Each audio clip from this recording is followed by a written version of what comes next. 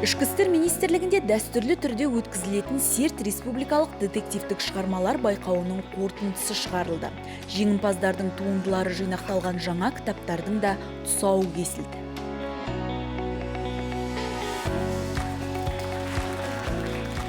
Қаламгерлер додасы биыл 3-ші рет өткізілді.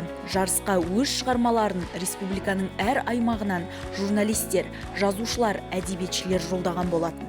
Одан бөлек биыл бәйгеге аумақтық полиция департаменттерінің қызметкерлері де қосылды.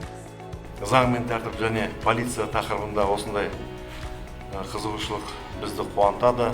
Жалпы жанрдың өзі оқырмандарға өте қызықты.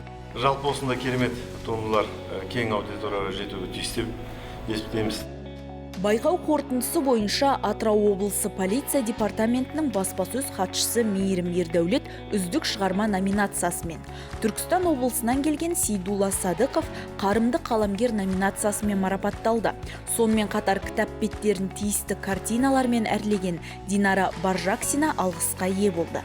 3-ші орынды Мұхтар Анарбекұлы, 2-ші орынды Владимир Бычков, 1-ші орынды Жадыра Шамратова қанжығасына байлады.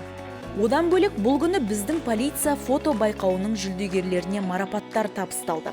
Заң мен тәртіп номинациясы бойынша Бегарс Нұртіллә, қасымыздағы қаһармандар номинациясы бойынша Жанболат Кенжеғұл, балалық шақтың қорғаны номинациясы бойынша Камил Алаяров, жол қауіпсіздік аймағы номинациясы бойынша Байтас Исмурзенов, шұғыл шақыру номинациясы бойынша Бахтияр Ғабдулов озық шықты. Я хочу выразить благодарность. Я очень счастлив быть здесь.